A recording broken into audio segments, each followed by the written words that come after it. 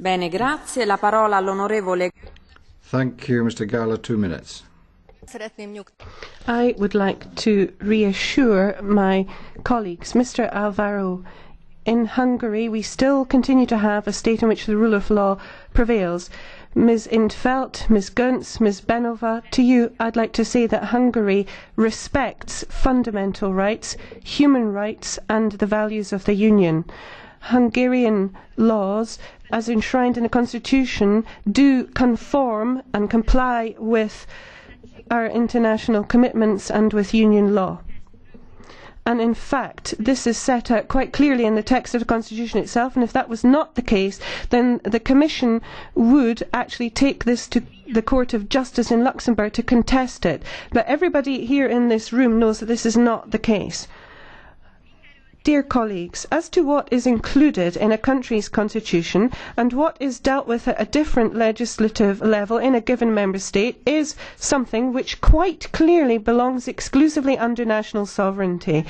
In a democracy based on the principle of popular representation, it is up to the deputies elected representatives voted in at free elections to decide on what areas should be dealt with at constitutional level and what should be dealt with at the level of general laws.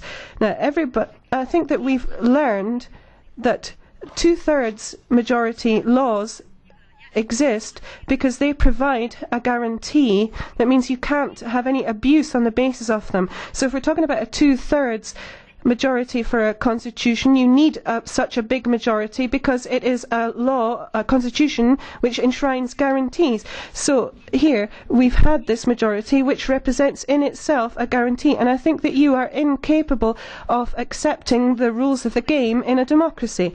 Now, as my colleagues have already pointed out, when we're talking about the new Hungarian constitution, as an innovatory element, it talks about the Charter of Fundamental Rights, it talks about the national minorities that live in Hungary being an integral part of the nation, and in fact we also elevate our responsibilities towards future generations and protection of the environment to a very high level. Now here we could talk about any constitution in Europe. You're always talking about difference, and if you're talking about different values being reflected, well, it doesn't mean that something is better or worse, it just means that it's different. So as a Hungarian, I would be grateful to you if you would respect the slogan of unity in diversity. Thank you. Kinga, do you accept the blue card from Madame, or I don't know, Monsieur Manca? Please, wait.